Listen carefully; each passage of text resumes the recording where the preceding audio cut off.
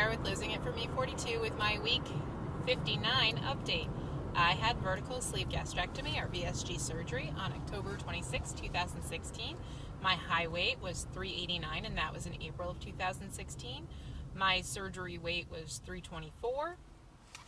I came at you guys last week at 225, and this week I am 222.4, and that is a total loss for the week of 2.6 pounds. Not shabby, shall I say, especially since, I am experiencing the lower end of the 220s, and that, I really kind of feel like my stall is not as sticky anymore. I just got done with my nutritionist appointment, and I think I talked about this a few weeks ago, but when I saw my nutritionist, she wanted me to kind of revamp what I was doing to stick in a lower calorie bracket and to, hold on one second. Sorry. Passing cars. Stick in a lower calorie bracket and really kind of cut out a lot of the bad snacking that I was doing. In her book, she was like, cut out the snacking. And, I realized that sticking to meat and veggies and cutting out the snacking, I wasn't getting enough calories in the day. So I've added in some meat, veggie snacks that I kind of pick at throughout the day. Kind of helps get my It's a couple of hundred extra calories a day, which is what I really kind of needed. I was kind of getting around 500 to 600 just with my meals, and I kind of needed an extra 200 calories to kind of get into the actual good range. She was very pleased. She had set a goal for me to lose 5 pounds over over 3 weeks, and in the weigh-in today, I had lost 9 pounds. And if you follow me on Instagram, you would have seen that I was freaking out about this weigh-in. Yeah, so weigh-ins and time-related goals. They are a double-edged sword. I really found that I did really well in the beginning, and I was doing really well, and I was really sticking to plan. I was really happy with plan. Everything there was going great. And as I got closer to this weigh-in, it was everything. It brought back a lot of memories, which I didn't really correlate. I did Weight Watchers with a girlfriend once, and I really didn't like it. Other than the fact that at my first Weight Watchers meeting, they were like, you could be teaching this class, and I was like, oh god. Yeah, I know too. I know so much about, nutrition and the proper things to do that, aren't there developments there? Am I just crazy? I'm crazy. I'm sorry. Ah, there they are. I haven't been on the side of the road for a while. Anyway.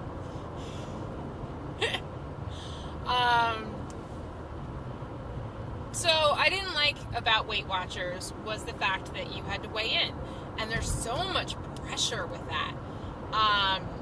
And I found, I do the shy to the side thing where, if I don't like it, I'll start avoiding it.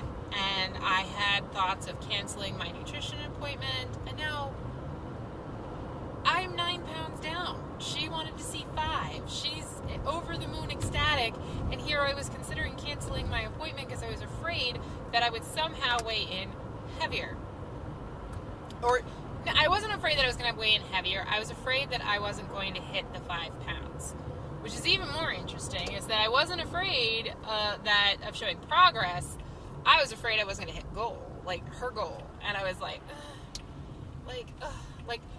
dudes, I weighed my fucking clothes this morning. Or at least I tried. I was trying to figure out which jeans to wear today. And I was like, well, let me see if I can put them on the scale and see how much each one weighs. And I was like, fuck, what's wrong with my brain?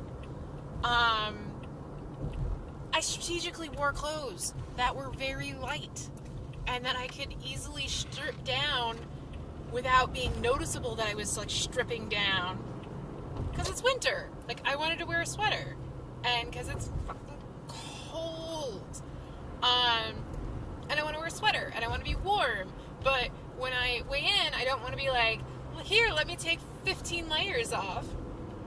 So I strategically chose clothes that I could easily strip off so that I would have the least amount of clothes on me for the weigh-in, so that they would count the least against me. I even tried to figure out which shoes I could wear that was going to be easy enough to slip on and off so that the shoes wouldn't be counted against me. Against me. Oh my god, guys, it really fucked with my head. Really fucked with my head. I decided on sneakers, and I decided not to take them off.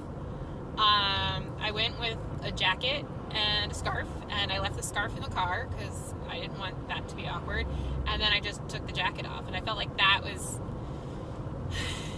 okay. That was the least amount of fuss. That made most sense. That I wouldn't want to be weighed with my...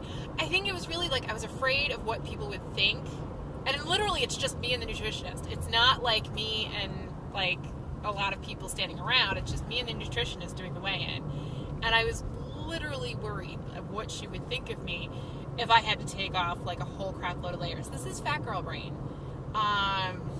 This is somebody who's been heavy their entire life and who's always been judged and thinks of themselves still as heavy, going like, I'm afraid of weighing in. And I was super afraid of weighing in. It freaked me out. I had really bad brain. And I like my nutritionist. I think she's very good, and she's just what I need. And part of that is I need a tough guy. I don't need to be coddled. I need a tough guy. I need them to be tough, but not too tough. I need them to be like, and I need them to be like, you know, go for you, good for you, you did well. So like, not 100% badass, but just enough that it keeps me honest. Speaking of honest, we'll get to that part. So that it keeps me, I won't say honest, that it keeps me on target.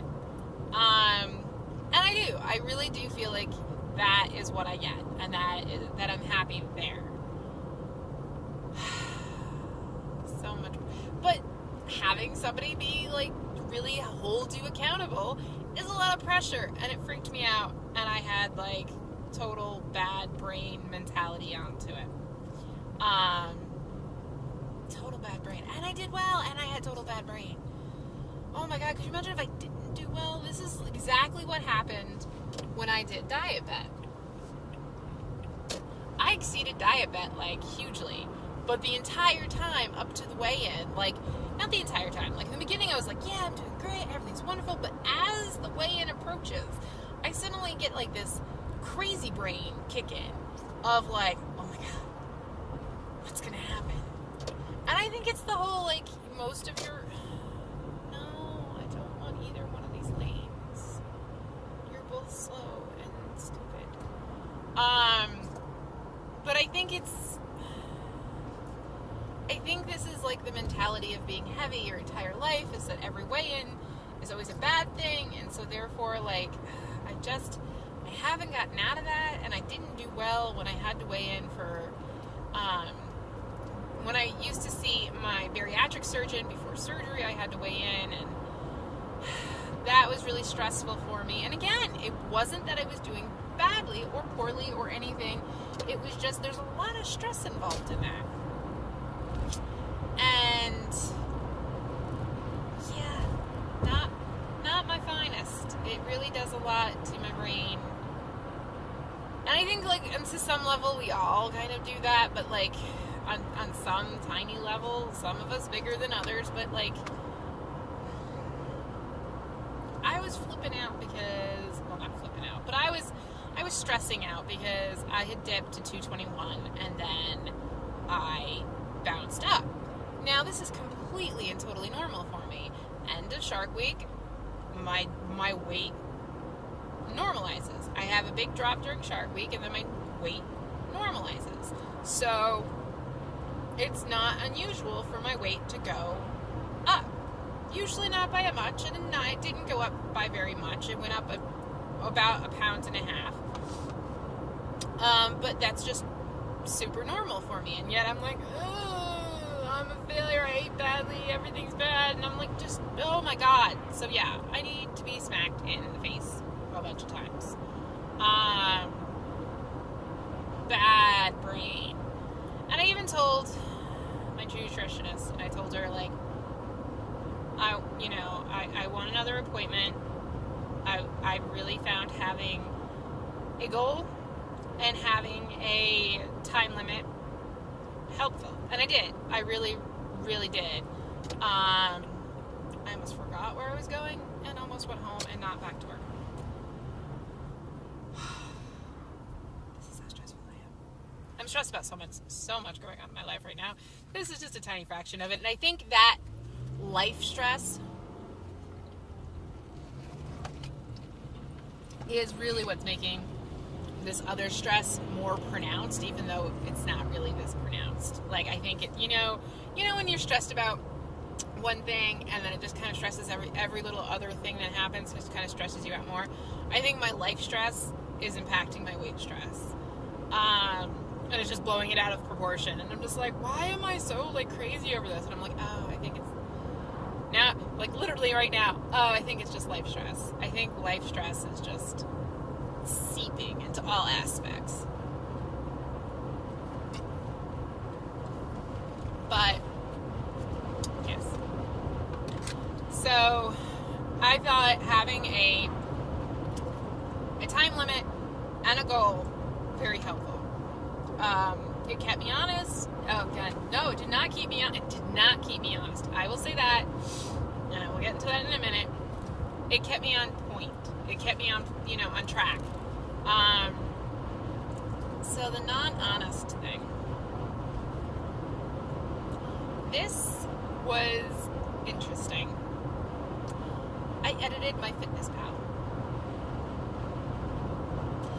I am honest with you guys. Every night when I post my stats, it's truthful, it's 100%, but for some reason, and she doesn't even ask for it, but I give it to her anyway. I give her like a printout report of my FitnessPal for, the 3 weeks. And before that, like, I gave her like a month's printout, but she was critical of the month's printout that I did, pointing out all of the things I was doing wrong. And I was doing things wrong. It wasn't like she didn't have a point. She had a perfect point. But that criticism really bothered me. And it wasn't like negative criticism. I mean, it wasn't positive, but it wasn't like, harsh criticism. It was just, see, here you had pretzels, and that really, your carbs to protein ratio wasn't that great that day. And I'm like, yeah. But that, for me, it was like that slight statement. I was super, super sensitive about it. Really bothered me. And when I was going through my FitnessPal, I took out things before I put the report together. And I was like, literally, as I'm doing it, I'm like, this is not good behavior.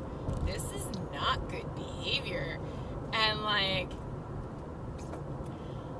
it's so interesting that I can share with you guys my ups, my downs, my high days, my low days, like everything. Like, I will share, the days that I get almost 2,000 calories in. Like, I can do all of that, but for some reason, and I didn't really do that badly. Like, there were a couple of days where I was a little over 1,000 calories, or, like 1,200 or 1,300 calories or something like that, and I literally went and edited out things that I thought she'd be critical of. It wasn't much.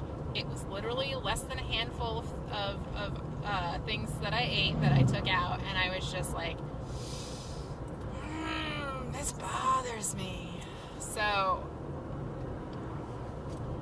yeah, that was something I did that I literally the entire time I'm doing it, I'm going, I don't feel comfortable with this.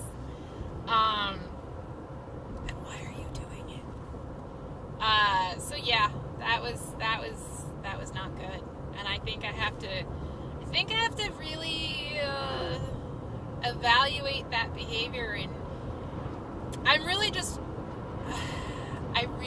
feel like it was really the fact that she was critical last time, and it really wasn't harsh criticism, it was just criticism, and that because that made me uncomfortable and bothered me, that I wanted to avoid that again. And I think in some ways it's like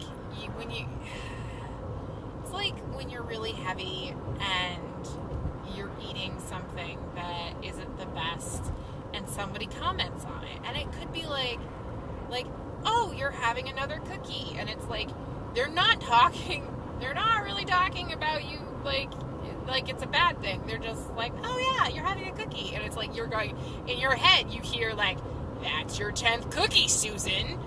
And you're just like, I'm sorry. So it's not them. It's not anyone. It's my mental processes too that aren't great there, and I need to really work on. Because that really was shockingly not good for me. And I think it's so interesting that I have no problem whatsoever sharing with you guys. I have no problem sharing with Instagram. I'll share all of that kind of information, and it's not ever been once an issue. I've never had a negative comment on my Instagram on anything I've shared. And yet, because she literally she brought up something I wasn't comfortable with, I hid things from her, and that really kind of bothers me.